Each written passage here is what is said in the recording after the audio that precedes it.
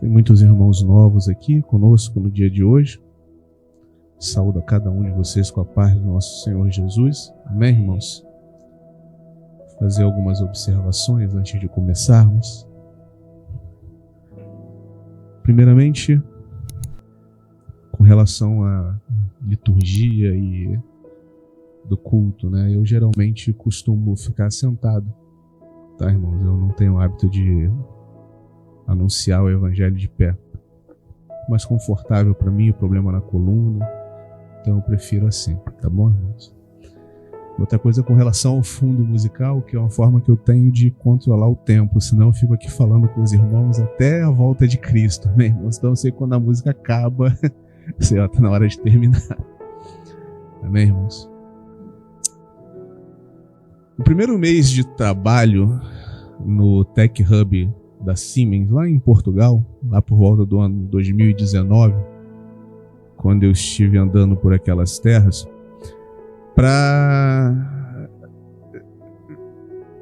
o meu líder técnico na época me chamou para uma coisa chamada reunião rápida, né? Para quem não sabe o que é uma reunião rápida, geralmente é um termo que nós utilizamos para denominar uma daquelas reuniões em que você não é avisado com antecedência para tratar de algum assunto que é urgente, né, que é imprescindível, que é importante. Na verdade, irmãos, eu creio que eles não te avisam sobre essas reuniões, porque se eles te avisassem qual seria o assunto, você fugiria, né? Você daria um jeito de falar, eu vou no banheiro ali e tal, para dar uma escamoteada àquela reunião. Dificilmente você encontra alguém feliz depois de uma reunião dessa, a verdade é essa. Quando eu cheguei na sala, né, dentro da sala estava lá o meu líder técnico, junto com outro rapaz, todos muito sérios. Puxei uma cadeira, coloquei na mesa, me sentei junto com eles.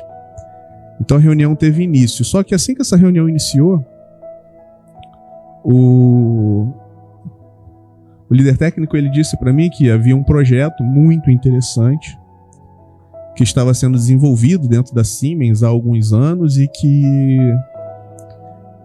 esse projeto estava sob a responsabilidade desse outro rapaz que estava sentado à mesa. Nesse momento, o telemóvel dele, né, como eles dizem lá em Portugal, o telemóvel, o telefone celular, tocou e o líder técnico precisou sair da sala por alguns momentos. Então ele interrompeu a reunião e foi para a sala. E no exato momento que ele saiu da sala, aquele rapaz que estava comigo ali, todo sério, né, ele começou a rir de forma copiosa, assim. Ele começou a rir muito e eu, sem entender por que ele estava rindo, né? Por que esse cara está rindo? Ele olhava para mim assim e não parava de rir. E foi então que ele me disse que aquele projeto era a maior furada que existia dentro da Siemens. Que era um projeto que tinha começado bem e tinha uma importância muito grande dentro da empresa, mas que ao longo dos anos foram adicionando coisas ao projeto e aquilo tomou uma proporção incrível. O projeto ganhou uma complexidade incrível e que ninguém fazia a menor ideia de como que aquele projeto funcionava. E que assim que passaram o projeto para ele pediu férias. E aí ele olhou para mim e falou assim, e você não tem férias para tirar? Eu confesso para os irmãos que quando ele acabou de falar e falando sobre isso, eu lembro que a imagem que vinha na minha cabeça, vendo ele rindo daquilo, era a imagem de José no cárcere, falando com o copeiro e o padeiro. E dentro desse contexto, eu era o padeiro, né? Graças a Deus eu consegui desenrolar o projeto. E quando ele voltou de férias, eu chamei ele, passei para ele, falei, cara, agora tá tudo organizado, tá tudo documentado. Agora é possível seguir com esse projeto, seguir em frente. E embora essa seja uma história de certa forma engraçada, o tema que eu quero tratar com os irmãos hoje não é. Mas mantidas as suas proporções, ele acaba girando dentro de uma mesma temática. Hoje eu quero refletir com os irmãos um pouco sobre os desafios do pastorado e as dificuldades que a igreja moderna enfrenta. A igreja pode se colocar de pé. Vamos abrir a nossa Bíblia na primeira carta de João, Epístola de João, 1 João, capítulo 2, versículo 18 e 19. 1 João 2, 18 e 19.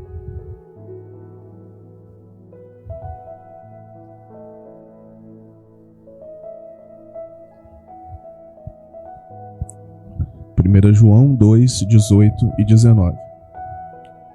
Diz assim a palavra do Senhor: Filhinhos, já é a última hora. E como ouviste que vem o anticristo, também agora muitos anticristos têm surgido, pelo que conhecemos que é a última hora. Eles saíram do nosso meio, entretanto, não eram dos nossos. Porque se tivessem sido dos nossos, teriam permanecido conosco. Todavia, eles se foram para que ficasse manifesto que nenhum deles é dos nossos. Amém, irmãos? A igreja pode se assentar em nome do Senhor Jesus.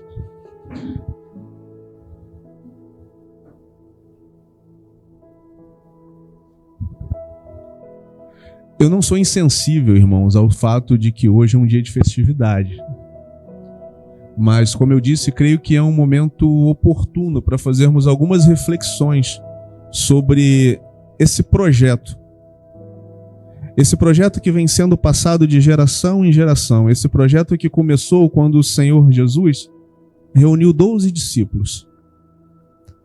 Que foi confirmado quando o Espírito Santo de Deus desceu sobre aqueles que estavam reunidos em Jerusalém.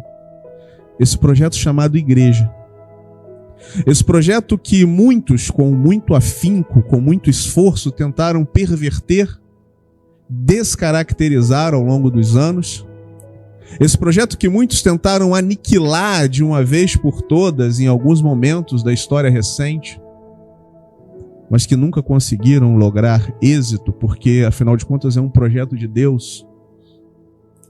Esse projeto que é lindo e é um projeto que reúne pessoas com pensamentos, classes sociais, gerações diferentes, colocando todas essas pessoas, todos nós, ao redor de uma mesma mesa, para partilharmos um mesmo pão e para refletirmos que somos todos dependentes de uma mesma graça e comungamos todos de uma mesma fé. E antes que alguém venha com aquela velha afirmação dizendo, mas a igreja sou eu gostaria de lembrar que eclesia, que é a palavra traduzida como igreja, traz um sentido de uma reunião de cidadãos chamados de suas casas para um lugar público. Uma assembleia do povo reunida naquela época numa praça pública para deliberar, um conselho de pessoas. Apesar de ser um projeto de Deus, no primeiro século, a igreja já enfrentava dificuldades. Obviamente que nos nossos dias não poderíamos esperar algo diferente.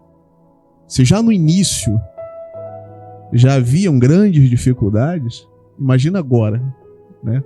Tão distante daqueles dias que se foram. E para dizer a verdade, eu tenho a sensação de que essas dificuldades, elas vêm se multiplicando de forma quase que exponencial.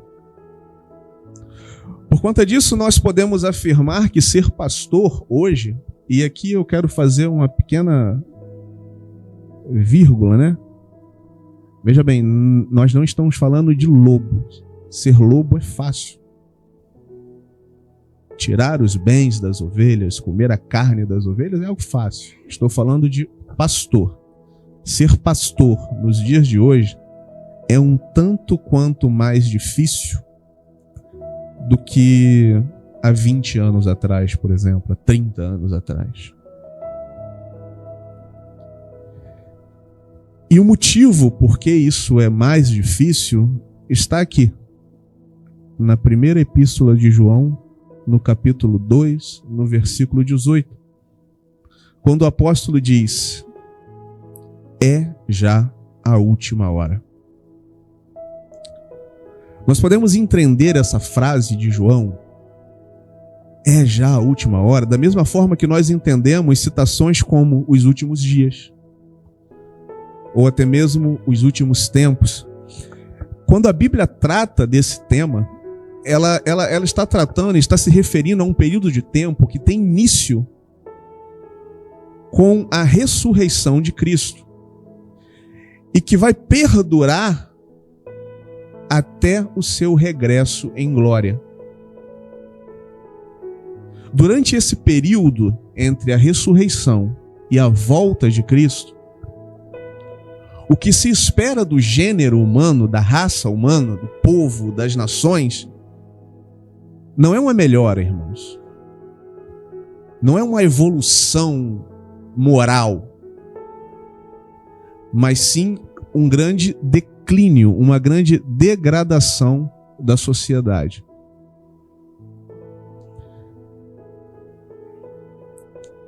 Como a igreja é formada por pessoas, e essas pessoas compõem essa sociedade que está em deterioração, é de se esperar que, ao longo dos anos, o joio que foi introduzido no meio do trigo, no meio da plantação,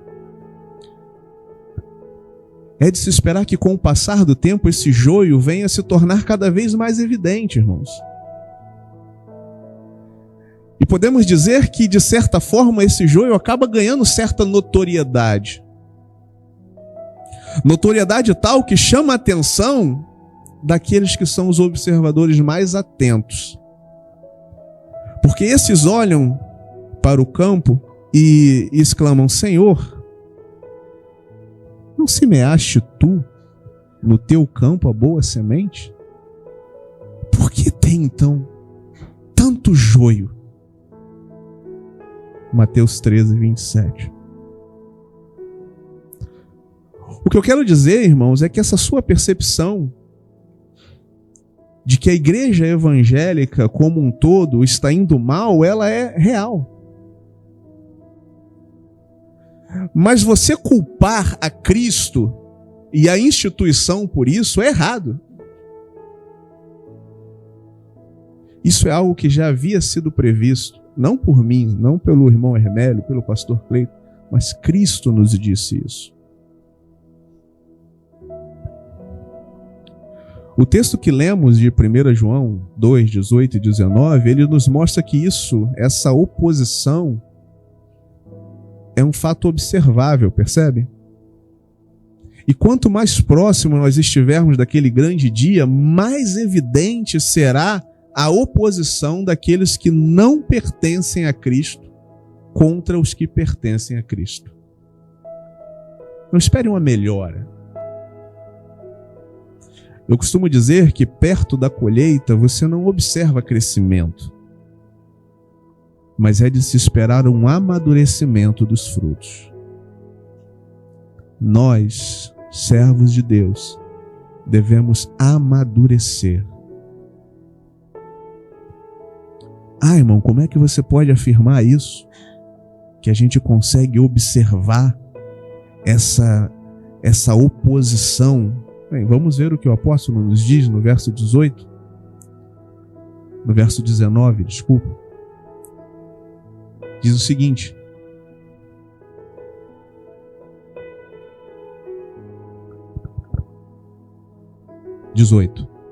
parte B. E como ouvistes que vem o anticristo, também agora muitos anticristos têm surgido. E aí ele diz: pelo que conhecemos que é a última hora. Essa manifestação do erro, da mentira, do engano, desse falso evangelho que muitas das vezes é pregado, ele nos aponta,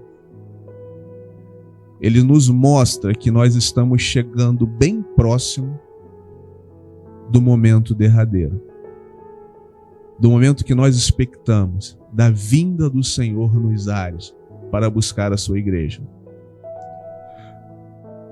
Paulo, escrevendo a Timóteo, vai dizer na sua primeira carta a Timóteo, no capítulo 4, versículo 1 ao 3, ele vai dizer: mas o Espírito expressamente diz que nos últimos tempos apostatarão alguns da fé, dando ouvido a espíritos enganadores e a doutrinas de demônios, pela hipocrisia de homens que falam mentiras, tendo cauterizada a sua própria consciência, proibindo o casamento e ordenando a abstinência de alimentos que Deus criou para os fiéis e para os que conhecem a verdade, a fim de usarem deles com ação de graças.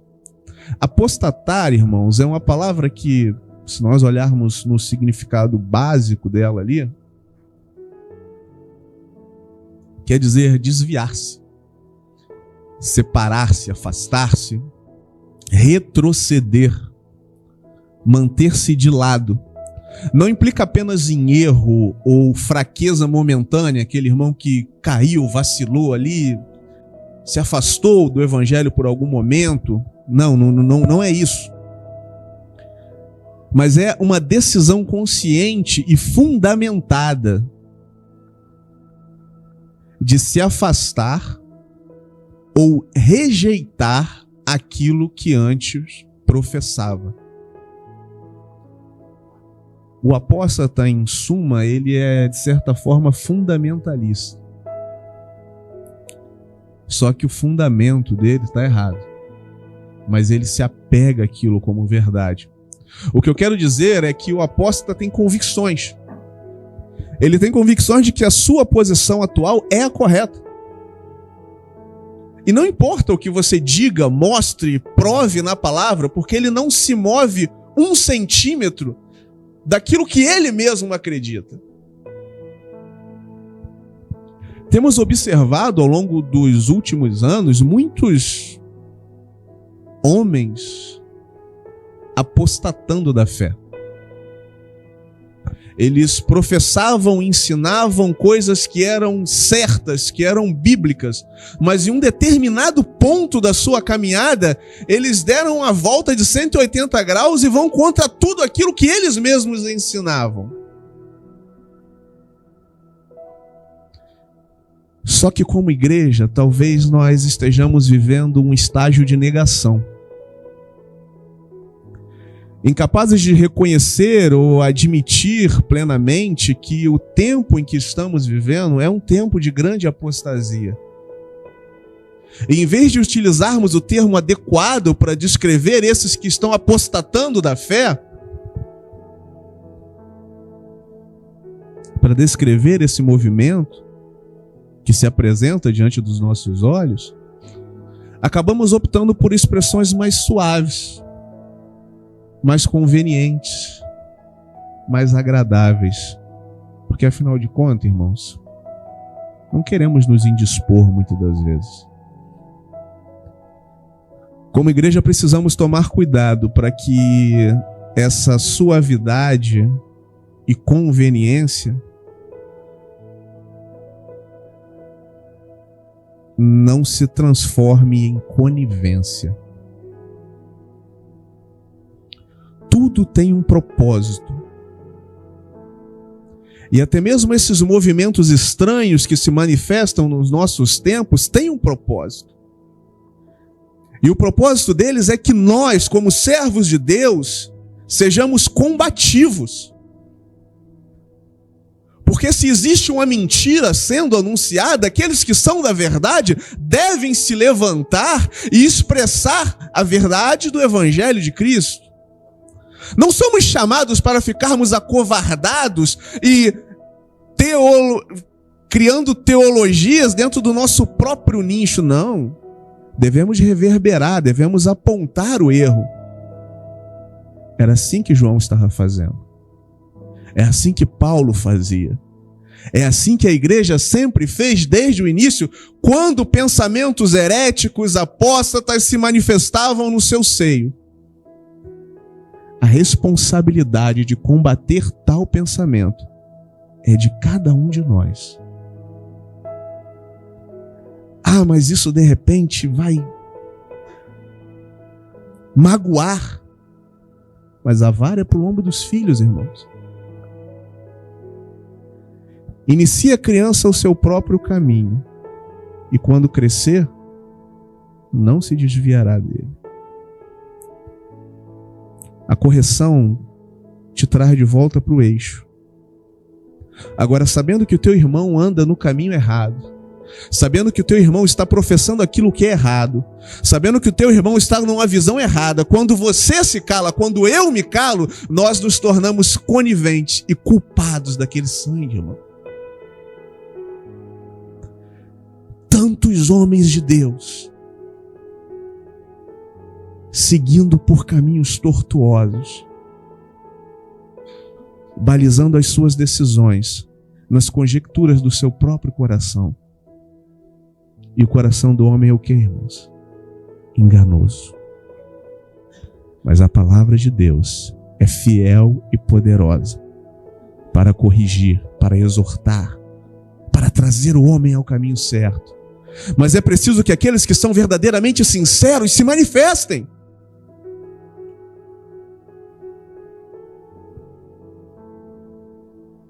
Outro ponto que chama a atenção no texto é que esse movimento de oposição, ele é formado por pessoas que estavam no seio da igreja.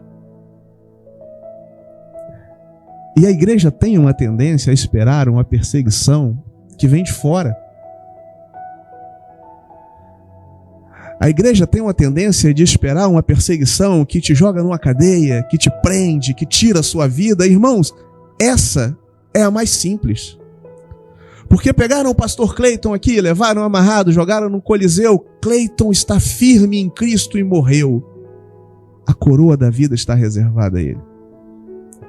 Agora nós vivemos uma perseguição ideológica dentro do nosso meio. Pessoas minando a fé aos poucos, tirando pessoas e levando para caminhos tortuosos. Isso mata não somente o corpo, mas também a alma.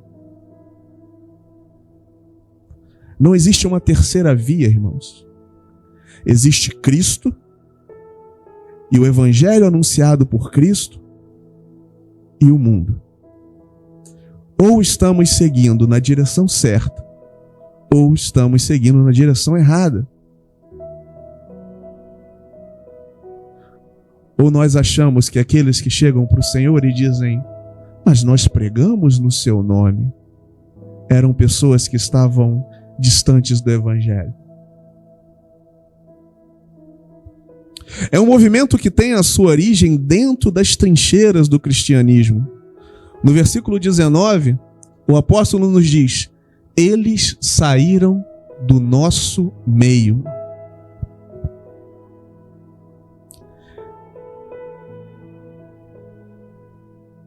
Tem um ponto interessante aqui, porque eu vejo muitas pessoas falando a igreja do primeiro século, a igreja do primeiro século é que era boa. Ah, se fosse aquela igreja. Quando eu leio isso, eu vejo que nem a do primeiro século serviria para alguns irmãos. Porque já tinha problema lá, irmãos.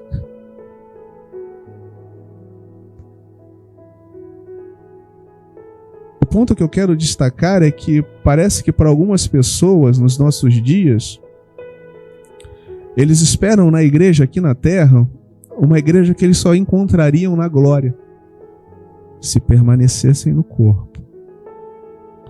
Qualquer membro fora do corpo, irmãos, me desculpe, ele apodrece e morre. Não existe crente mais santo, mais forte, mais capacitado.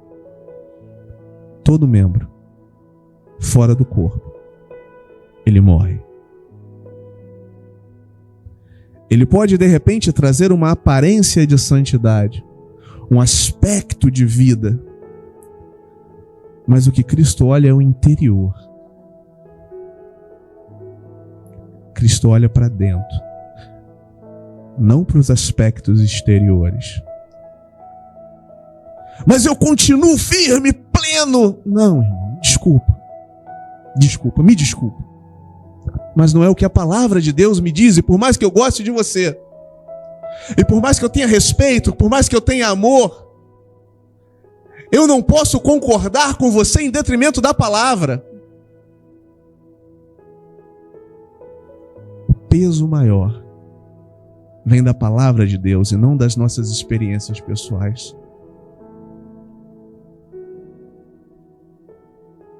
Agora eu quero que você perceba que João enfatiza o fato de que tais pessoas não eram parte da boa semente. Embora tenham ficado no convívio do corpo por algum tempo. O apóstolo diz, mas não eram de nós. Então ele nos dá a causa primária que qualifica esses agentes do engano. E nos mostra que até nisso existe um propósito. O propósito de sabermos que nem todos os que clamam Senhor, Senhor, são verdadeiros servos. O propósito de evidenciar que nem todos que pregam, profetizam, ensinam, são verdadeiramente servos, irmãos.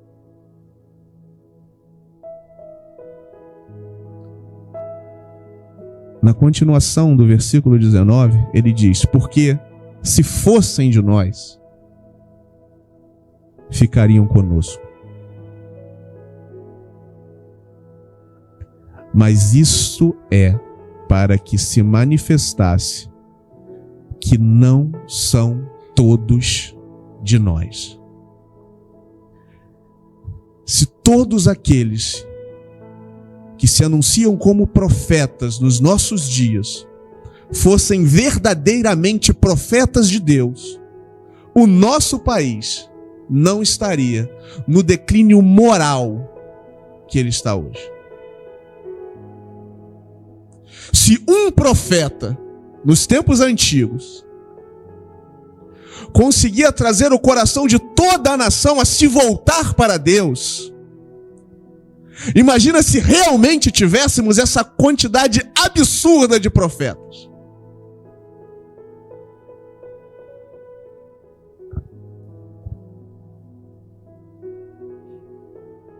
Não são, irmãos.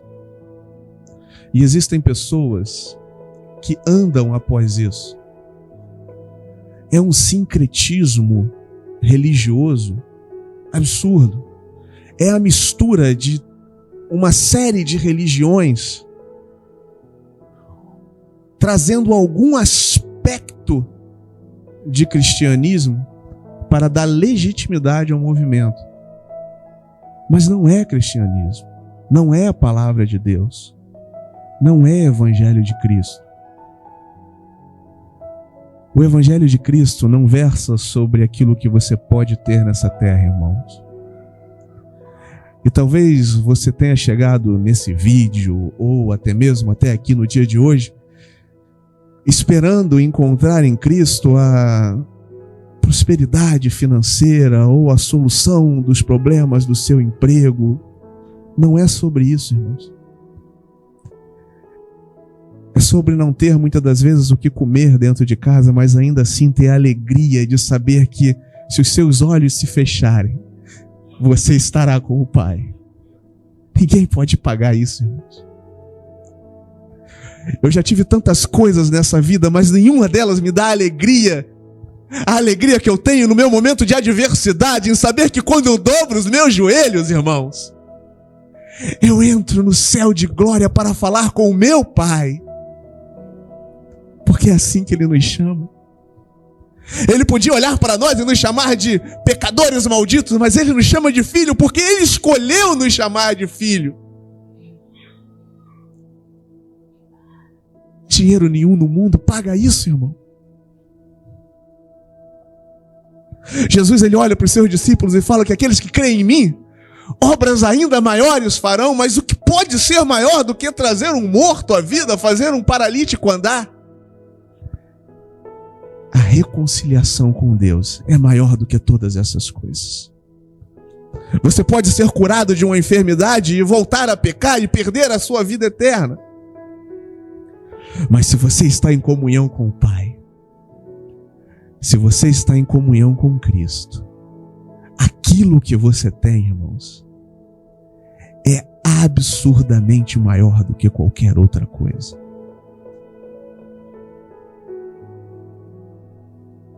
Essa carta de João foi escrita em um contexto no qual algumas pessoas da igreja local haviam se afastado da comunhão, como nós acabamos de ler.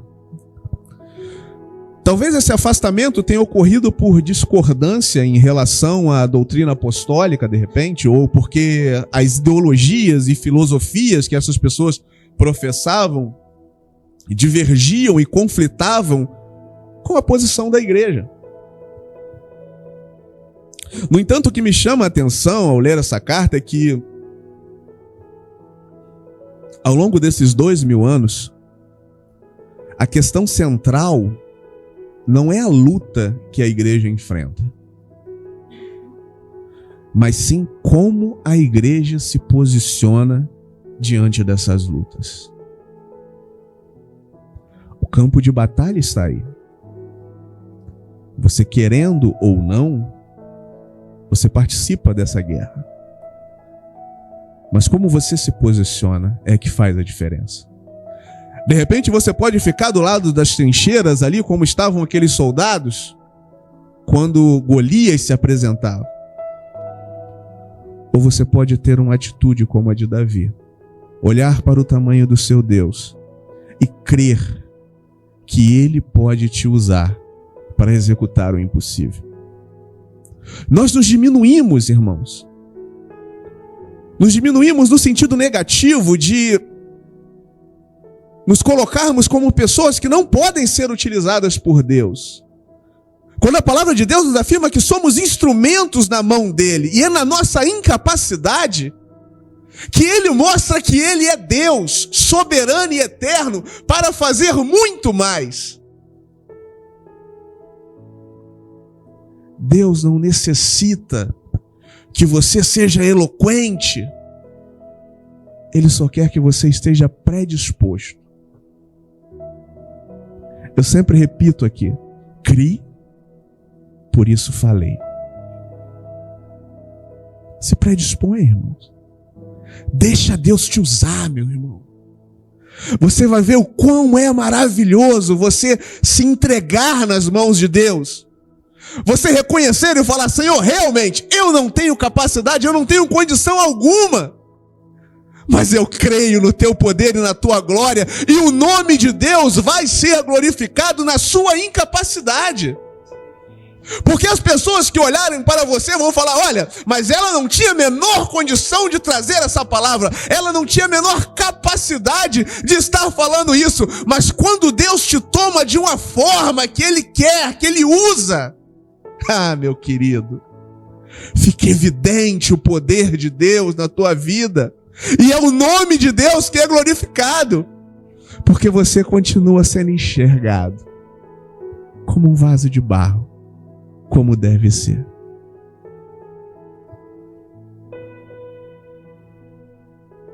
Deus quer usar a cada um de nós, porque somos utensílios nas suas mãos.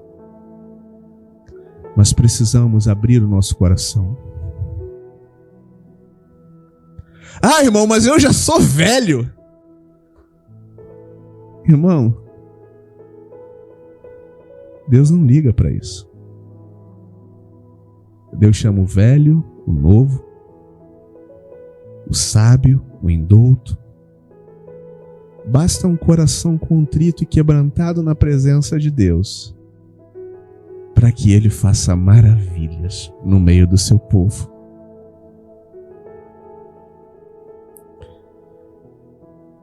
E aqui nós chegamos na parte final da nossa conversa, porque, como eu disse, o pastorado moderno, assim como a igreja, enfrenta problemas gigantescos que obviamente estão associados a problemas da sociedade como um todo. O capitalismo, eu chamo de capitalismo cristão, né? Podemos definir o capitalismo como a influência ou a supremacia do capital e do dinheiro.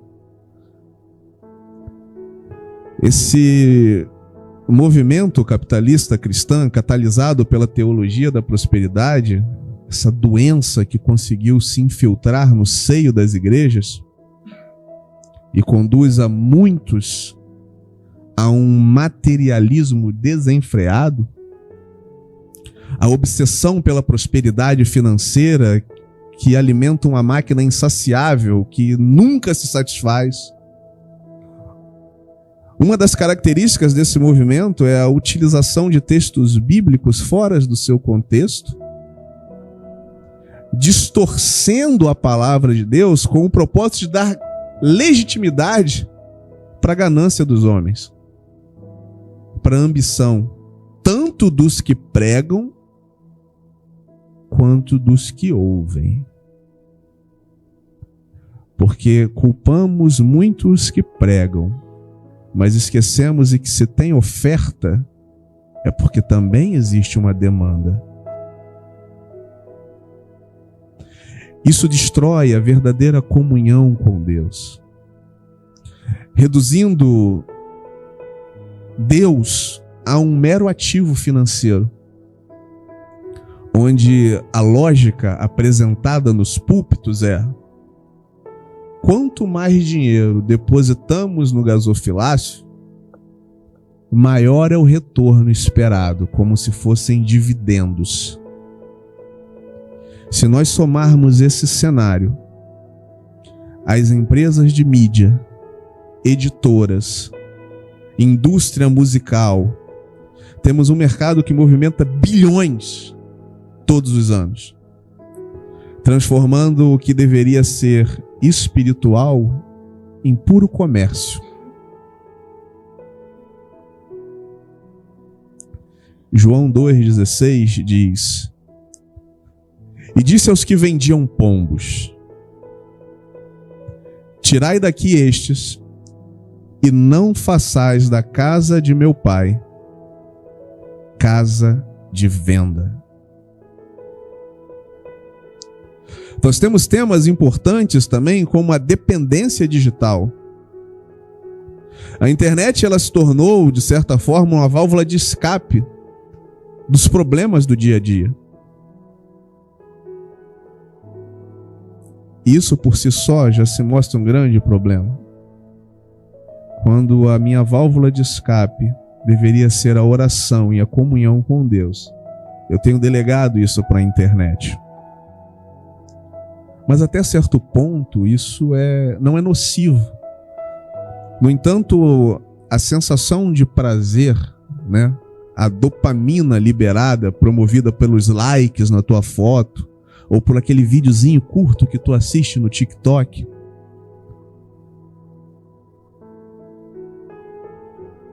isso tem transformado as pessoas em viciados digitais. Perde-se a noção de tempo.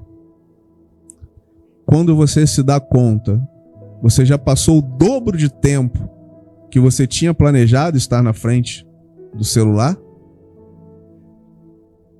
Tempo que poderia ser dedicado à família. Tempo que poderia ser dedicado à oração. Tempo que poderia ser dedicado à leitura da palavra de Deus. E algumas pessoas, quando tentam reduzir esse tempo, sofrem ansiedade, inquietação, irritabilidade,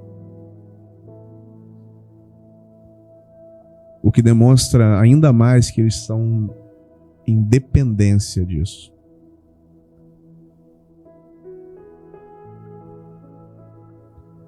Temos o movimento dos desigrejados.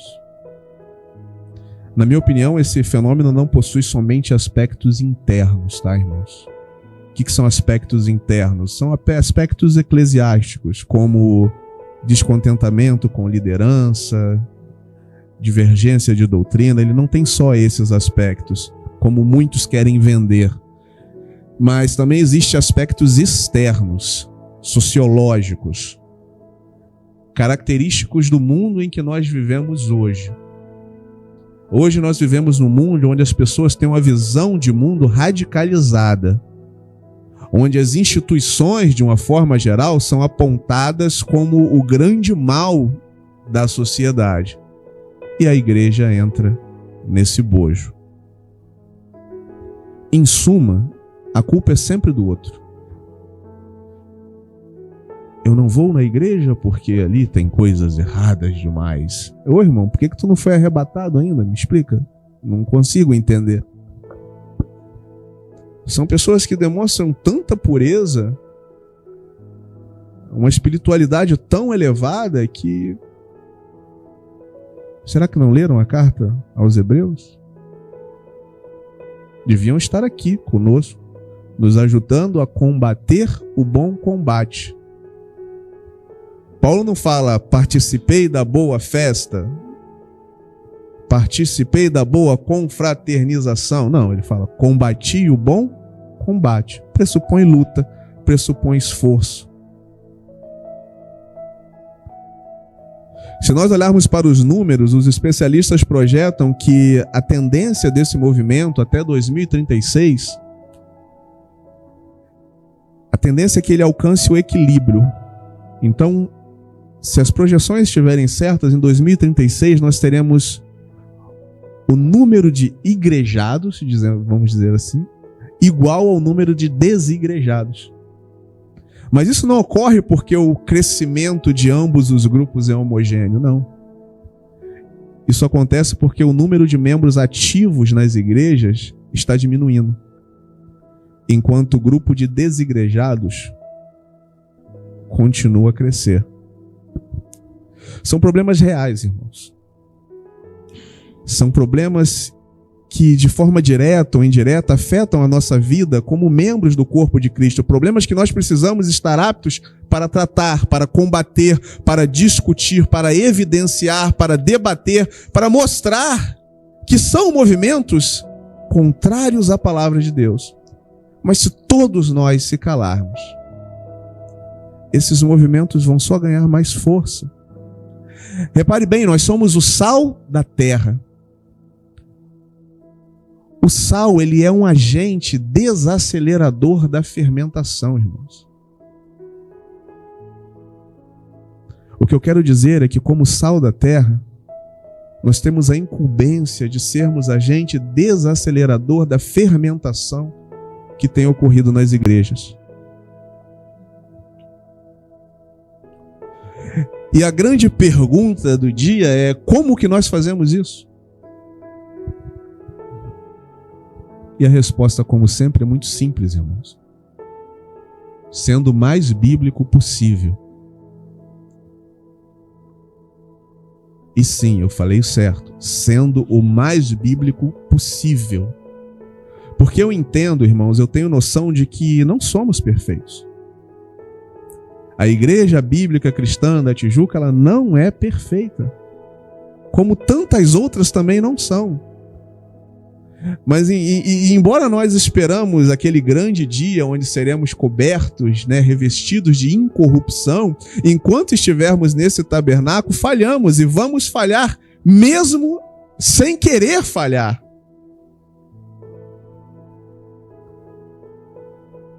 Mas como igreja, nós podemos ser transparentes.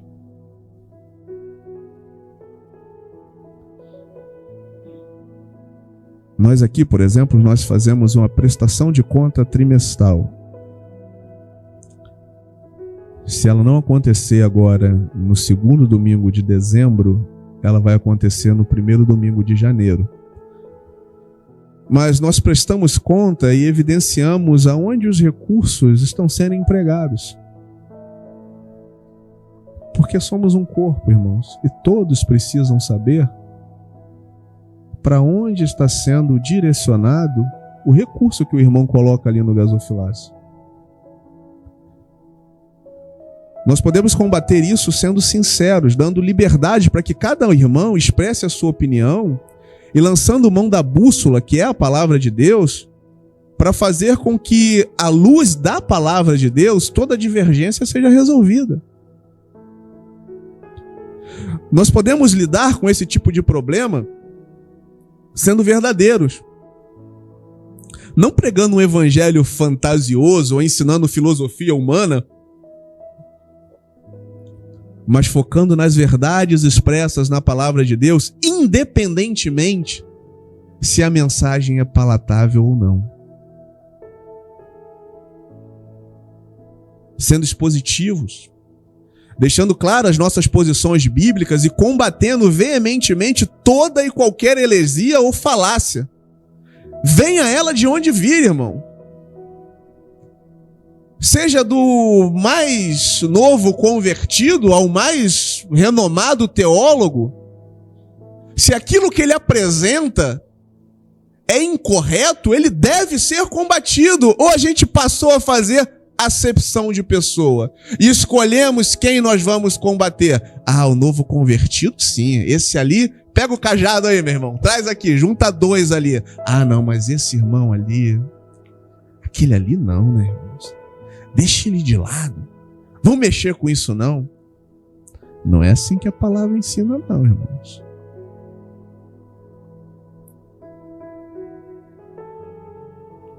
Amados, para o pastor não importa a cor do lobo, a idade do lobo, o tamanho do lobo, a qualificação do lobo. Para o pastor importa o cuidado com a ovelha. Louvado seja o nome do Senhor.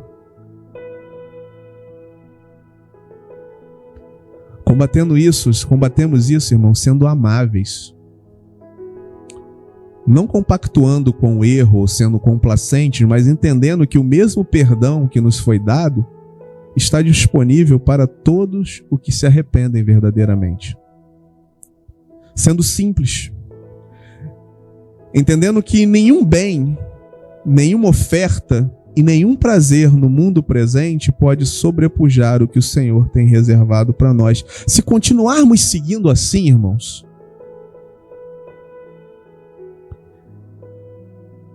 nós não vamos atrair todos. Isso é um fato. Mas vamos atrair aqueles que são verdadeiramente desse aprisco. Aqueles que são verdadeiramente servos de Deus. Aqueles que ouvem a voz do Senhor e o seguem. Nesses 6 anos em que nós estamos reunidos como igreja, nós já passamos por várias fases, irmãos. Nós já fomos abandonados por um pastor do dia para a noite. Durante a pandemia, nós fomos expulsos do local onde nós nos reuníamos. Coincidentemente, depois que a dona do local descobriu que nós professávamos uma fé diferente da dela. Congregamos um tempo na casa de uma irmã. Fazia um calor incomensurável naquele terraço. Era quase uma aula de crossfit, irmãos. Quando acabava de pregar, você estava suado. De vez em quando a gente ainda ouvia uns tiros, né? Eu lembro que o Cleiton falava assim: meu irmão, se morrer você já está salvo, fica tranquilo.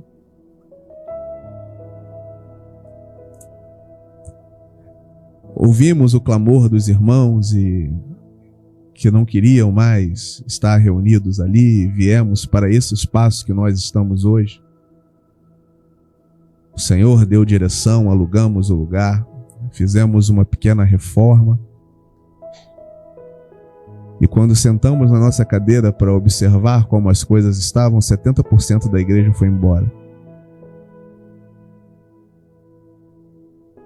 Nós dissemos amém. Porque nós entendemos que tudo tem um tempo determinado diante de Deus.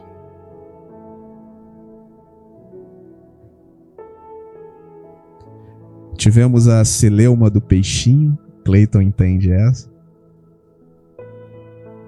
Tivemos problemas externos que Nós fomos arrastados para eles para poder trazer uma palavra de brandura e de sensatez. Mas, amados, em todas essas lutas, em todas essas dificuldades, não teve um dia sequer que eu ligasse para o pastor Cleiton e a gente não terminasse a ligação dizendo: Deus está no controle. Às vezes o barco estava batendo para um lado, para o outro, as ondas vinham, a gente já estava até meio mareado ali dentro, mas a gente continuava crendo que Deus estava no controle desse barco.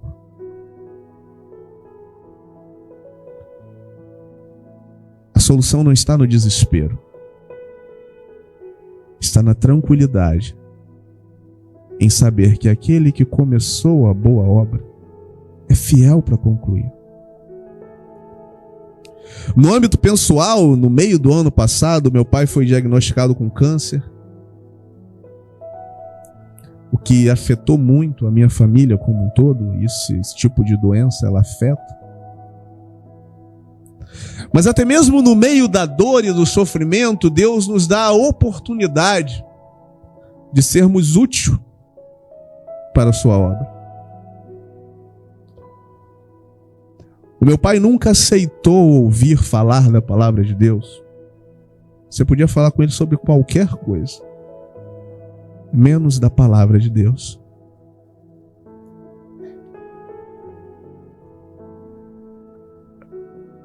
Mas em meio às dores do câncer, da adversidade, da luta, das lágrimas,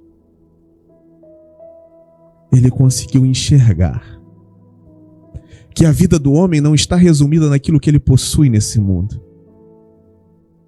Ele conseguiu entender e compreender através da palavra de Deus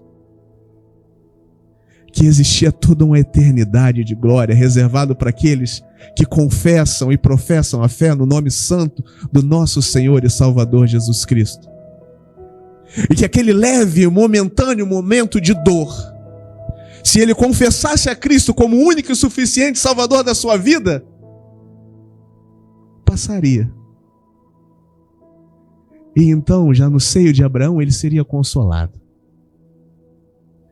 Então eu não digo que eu perdi o meu pai.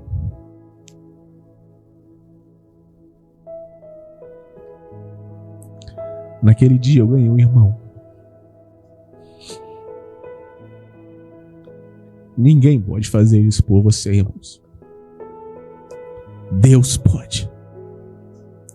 Ele faz.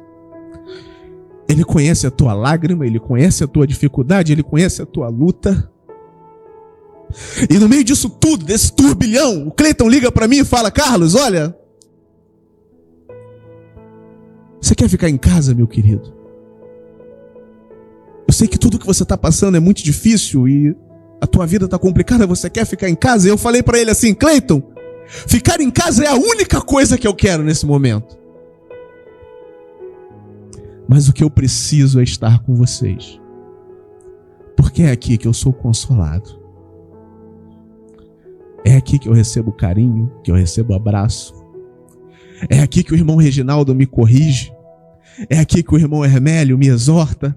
É aqui que o Cleiton me dá direcionamento. É no meio do corpo, é no convívio com os irmãos. Não é sozinho, não é com o meu próprio pensamento, com as minhas próprias conjecturas, com a minha própria razão. Não, somos edificados uns pelos outros, corrigidos uns pelos outros. Por isso, eclésia é a reunião das pessoas que se saem das suas casas e se reúnem no local público para crescerem juntamente.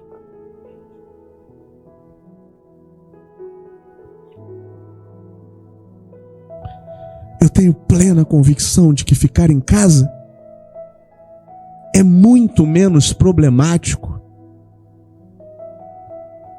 do que conviver em sociedade.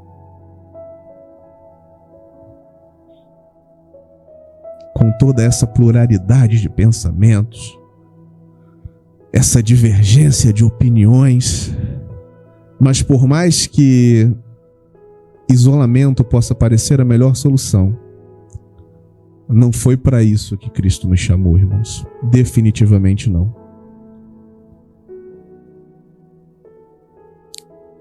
Eu quero falar para você especificamente para você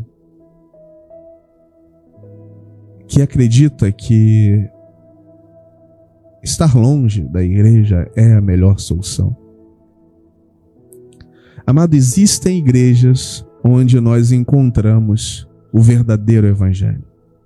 Um evangelho simples. Um evangelho que não busca lucro. Um evangelho que não busca status. Um evangelho que não busca posição social. Existe. Não fique como Elias, trancado dentro de uma caverna, achando que você é o último baluarte da resistência de Deus. Não, amado. Deus conserva os seus 7.000 joelhos que não se dobram diante de Baal. Pense nisso. Pense nisso. A igreja pode se colocar de pé.